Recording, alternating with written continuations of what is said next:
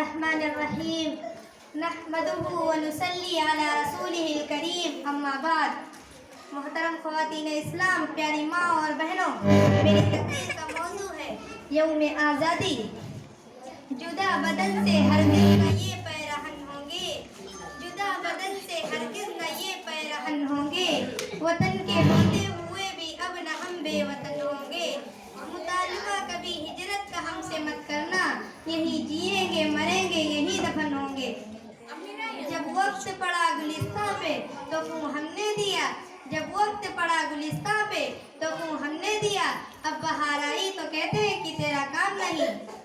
मोअज़्ज़िज़ सामाईन, आज की इस तारीखी जश्न यौम आज़ादी के मौका पर आप ख़वातीन ने जिस उन्वान पर हमें अपनी गुफ्तगू करने की फरमाइश की है, सच बात तो ये है कि मैं इस लायक नहीं हूँ, ना मेरी ज़ुबान में वो ताकत है कि हिंदुस्तान की आज़ादी से लेकर अब तक की तारीख को बयान कर सकूँ। आज हिंदुस्तान के गोशे गोशे और चप्पे चप्पे में मुख्तलिफ तंजीमों, मुख्तलिफ इदारों, स्कूलों और कॉलेजों में, मदरसों और मकतबों में, चौक और चौराहों में, सड़कों और गलियों में, बागीचों और पार्कों में गैर मामूली धूमधाम से यौम आज़ादी का जश्न मनाया जा रहा है। गुलाम हिंदुस्तान की दास्तां और आज़ादी की कहानियाँ सुनाई जा रही हैं। वो हिंदुस्तान जो अपनी कुदरती हुस्न व जमाल, फितरत रानाई व दिल आविज़ी के बाइस जन्नत अर्ज़ी कहलाता था। वो हिंदुस्तान जो ऋषि मुनियों, सूफी संतों का देश कहलाता था। वो हिंदुस्तान जो राम और गौतम नानक व चिश्ती का वतन कहलाता था। वो हिंदुस्तान जो अपनी मजहबी रवादारी, अवी यकजहती, हिंदू मुस्लिम जनता और गंगा जमनी तहजीब के बदौलत शौर्य आफाक था। वो हिंदुस्तान जिसकी फिजा में चिश्ती के पैगाम अमन, नानक के पैगाम मोहब्बत, गौतम के पैगाम अमन और राम के पैगाम उल्फत गूंजती रहती थी। वो हिंदुस्तान जिसमें मूलों की रवादारी, मरहटों की खुददारी, मुसलमानों की वफादारी, चौहानों की बहादुरी, सिखों की जाबादी, ठाकुरों की आला ज़रफ़ी, नवाबों की आदल परवरी, महाराजों की वसात कल्बी का चर्चा होता रहता था। वो हिंदुस्तान जिससे मुसलमान अरब ताजिर अमन के पैगंबर बनकर आए थे, उसके हुस्न जमाल पर फरेब्ता होकर इसी को अपना वतन बना लिया था और हिंदुस्तान की सरजमीन से अपना ताल्लुक कायम रख लिया था। यहाँ तक कि रंग बिरंगी तहजीब में घुल मिलकर किसी देश की तामीर और तरक्की के लिए अपने आप को वक़्फ़ कर दिया था। आज भी उस देश के चप्पे चप्पे पर उन मुसलमानों की वफादारी, रवादारी, तामीर और तरक्की और फनकारी के निशानात मौजूद हैं। मोअज़्ज़िज़ सामाईन, आज वही वतन जहाँ चिश्ती ने पैगाम हक सुनाया था, आज वही वतन जहाँ नानक ने वहदत का गीत सुनाया था, आज वही वतन जहाँ प्यार और मोहब्बत के फूल खिलते थे, आज वही वतन जहाँ इत्तिहाद और इत्तिफाक की हवाएं चलती थी, आज वही वतन जहाँ शजाअत और बसालत, जद और शहावत का गलगला उठता था, आज वही वतन जिसके नीले नीले सागर और ऊंचे ऊंचे पर्वत को देखकर किसी शायर ने बड़े फख्र से कहा, ऊंचे ऊंचे पर्वत उसके नीले नीले सागर, ऊंचे ऊंचे पर्वत उसके नीले नीले सागर, धरती जैसे फूट बही हो दूध की कच्ची गागर। और शायर मशरिक़ अल्लामा इकबाल ने तो अपने शौर्य आफाक में हिंदुस्तान को सारे जहां से अच्छा कह दिया है। सारे जहां से अच्छा हिंदुस्तां हमारा, सारे जहां से अच्छा हिंदुस्तां हमारा, हम बुलबुले हैं इसकी ये गुलसिता हमारा। मजहब नहीं सिखाता आपस में बैर रखना, हिंदी है हम वतन है हिंदुस्तां हमारा। आज ख्वाबों का ही देश हिंदुस्तान फिरका परस्ती की आग में जल रहा है, नफरत और तअस्सुब के शोलों में झुलस रहा है। हिंदू मुस्लिम फसादात में बहने वाले मासूम इंसानों के नहा खून से सरजमीन हिंद लालाजार हो रहे हैं। जहाँ मोहब्बत व उल्फत के तराने गूंजते थे, वहाँ बमों के धमाके हो रहे हैं। जहाँ राम और गौतम नानक व चिश्ती, सूफी संत महात्मा गांधी, सुभाष चंद्र बोस, डॉक्टर राजेंद्र प्रसाद और टैगोर जैसे सपूत जन्म लेते थे, अब किसी देश में एडवाणी, अशोक सिंघल, बाल ठाकुरे, अब्बास नकवी और कमबख्त मोदी और योगी जैसे फिरका परस्त पैदा हो रहे हैं। जहाँ गयानुधियान के शौकीन साधु अमन मोहब्बत का पैगाम सुनाते थे, अभी इसी देश में साधुओं, संतों, फिरका परस्त नफरत और अदावत के प्रचार के लिए इस्तेमाल कर रहे हैं। जो हिंदी कन्याएं हिंदुस्तान की आसमत और इफ़्फ़त, शर्म व हया, पाक दामनी की अलामत थी, आज ओमा भारती, मायावती, तस्लीमा नसरीन के भेष में मुसलमानों के खिलाफ जहर उगल रही हैं। जो बहन भाई के प्यार की निशानी थी, आज मजहब के नाम पे एक ही देश के करोड़ों भाइयों के खिलाफ दूसरे भाइयों को भड़का रहा है। और जिन देशभक्तों ने भारत की वहदत व सालिमियत, कौमी यकजहती के लिए अपनी अपनी अपनी जानें कुर्बान की थी, आज उन्हीं का नाम लेने वाले, वतन परस्ती का दावा करने वाले अपराध, दहशतगर्दी, फिरका परस्ती के रुझानात को हवा दे रहे हैं।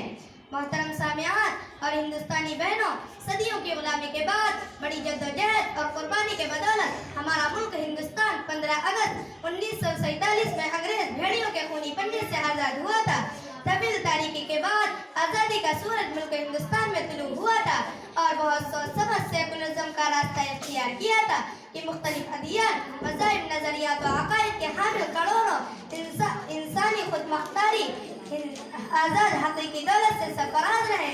दस्तूरी तौर पर हर मजहब के मानने वालों को फिक्र अमल की आज़ादी हासिल है, लेकिन कैसे मालूम था कि आज़ाद हिंदुस्तान वतन परस्त मुसलमानों के लिए जहन्नम का शोला जलगड्ढा बना दिया जाएगा।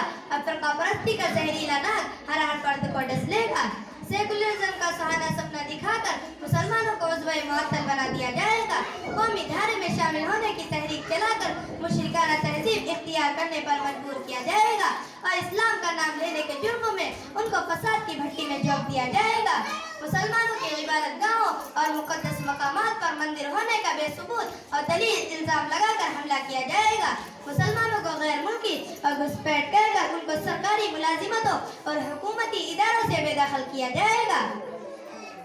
मुसलमानों की तारीख से ये बेबहरा ताअस्सुब की निगाह से हर एक को देखने वाले फर्का परस्त अनासिर शायद कि भूल गए हैं। इसलिए उनसे पूछो कि बताओ हिंदुस्तान में परचम हुर्रियत बुलंद करने वाले कौन थे? बताओ हिंदुस्तान में अंग्रेजों से टक्कर लेने वाले कौन थे? बताओ हिंदुस्तान में जज्बा आज़ादी पैदा करने वाले कौन थे? बताओ हिंदुस्तान में अंग्रेजों की गुलामी से आज़ाद करने वाले कौन थे? बताओ हिंदुस्तान को एटम बम बनाकर सौंपने वाले कौन थे? बताओ हिंदुस्तान को कुतुब मीनार की बुलंदी देने वाले कौन थे? बताओ हिंदुस्तान को लाल किले की अज़मत देने वाले कौन थे? बताओ हिंदुस्तान को जामिया मस्जिद की पुरुषकू इमारत देने वाले कौन थे? बताओ हिंदुस्तान को चार मीनार की दिलखराश मंजर देने वाले कौन थे? बताओ हिंदुस्तान को टीपू सुल्तान जैसे शहजादा देने वाले कौन थे? बताओ हिंदुस्तान को इस्माइल शहीद जैसे जवां मर्द सौंपने वाले कौन थे? बताओ हिंदुस्तान के सरजमीन से अपने जिगर के खून से सींचने वाले कौन थे? बताओ माल्टा की जेल में सऊबतें बर्दाश्त करने वाले कौन थे? मुसलमानों, इन फर्का परस्त फसादियों से पूछो कि बताओ तहरीक रेशमी रुमाल का बानी कौन था? बताओ असीर माल्टा कौन था? बताओ सुभाष चंद्र बोस आज़ाद हिंद कमांडर कौन था? बताओ शामिली के मैदान में जौहर शुजाअत किसने दिखाया था? बताओ अल हिलाल के जरिया अंग्रेजों का ललकारने वाला कौन था? बताओ कराची की अदालत में कफन साथ ले जाने वाला कौन था? बताओ आज़ादी के सरफरोशों और हुर्रियत के मतवालों, सरफरोशी की तमन्ना अब हमारे दिल में है, सरफरोशी की तमन्ना अब हमारे दिल में है, देखना है जोर कितना बाजुए कातिल में है। किसने सुनाया था? बताओ जिस महात्मा गांधी को लेकर तुम इतना धमाल मचा रहे हो, उस महात्मा गांधी को हिंदुस्तान का सुपरस्टार लीडर बनाने वाला कौन था? क्या तुम शेखुल हिंद हज़रत मौलाना महमूदुल हसन देवबंदी को भूल गए? क्या तुम शेखुल इस्लाम हज़रत मौलाना महमूद मदनी को भूल गए? क्या तुम पाकिस्तान के टैंकों को उड़ाने वाले शहीद अब्दुल हमीद को भूल गए? क्या तुम शेखुल इस्लाम हज़रत अबू अल कलाम आज़ाद को भूल गए? क्या तुम बालाकोट की पहाड़ी पर अपनी गर्दन कटवाने वाले इस्माइल शहीद को भूल गए? क्या तुम शहर में शूर टीपू सुल्तान को भूल गए? मुसलमानों, इन एहसान फरामोशों ने तुम्हारी कुर्बानियां भुला दी है। नफरत व अदावत ने उनको ज़हन और दिमाग को समझने की सलाहियत से महरूम कर दिया, वरना हिंदुस्तान का चप्पा चप्पा हमारा एहसानमंद है। हिमालय की सरबुलंदियां तुम्हारी आजमतों की गवाह है। माला बाढ़ और सिंध के साहिल तुम्हारे कदमों को बोसा दे चुके हैं। इन्हीं वादियों में मुजाहिदीन के लश्कर ठहरते थे। गंगा और जमुना भी तुम्हारी पाकबाजी की अमीन है। हिंदुस्तानी बहनों, तुमने ही इस देश को गहवारा यमन बनाया था, मरकज़ इल्म फन बनाया था, इस्लामी अदल व इंसाफ, अखुवत व मसावत से रोशनास कराया था, ज़ेवर तमद्दुद तहज़ीब से उसको सजाया था, ताजमहल की खूबसूरती और रानाई से संवारा था, जामिया मस्जिद की पाकीज़गी से नवाजा था, कुतुब मीनार की बुलंदी से इस देश का मयार बुलंद किया था, लाल किले की अज़मत से उसकी शान में इजाफा किया था, चार मीनार की दिल आवेज़ी व दिलरुबाई से उसको सरफराज किया था। तुमने इस देश को दौलत व सरबत से मालामाल किया था, और जब वक्त पड़ा तो अपने ही लहू का दा देकर कर्मादरे वतन की अज़मत और इफ़्फ़त को महफूज रखा था। लेकिन आज तुम्हारे ही लहू से दरिंदे अपनी प्यास बुझा रहे हैं। तुम्हारे मासूम बच्चों को दाग नहीं दे रहे हैं, तुम्हारी इफ्फत मआब औरतों को बेआबरू कर रहे हैं, तुम्हारी नौखेर दो शीजाओं का गोहरे अस्मत लूट रहे हैं, तुम्हारी बस्तियों को नजर आतिश कर रहे हैं। हिंदुस्तानी बहनों, ये सब कुछ हुकूमत के ज़ेरे साये से होता है, ये PSC और पुलिस की हिमायत में होता है। आज अमन और कानून के मुहाफिज तुम्हारे सबसे बड़े दुश्मन है। आइन नमाज में मुसलमानों पर राइफलों से आग बरसाने वाले PSC के अपराध हैं। हाशिमपुरा और मलियाना में मासूम इंसानों को खत्म करके दरिया में बहाने वाले PSC के अपराध थे। आज मुसलमान इतना हकीर हो गया है कि उसकी लाश परखता उगाई जा रही है। और हद तो ये है कि बाबरी मस्जिद का ताला खुलवाकर मुसलमानों को उरूज पलटाने वाली भी यही जिम्मेदार है। अगर मुसलमानों को खुली चोट देने वाली यही जिम्मेदार है, यही जिम्मे हुकूमत है। किसी को कहते हैं कि जिन पर तकिया था वही पत्ते हवा देने लगे।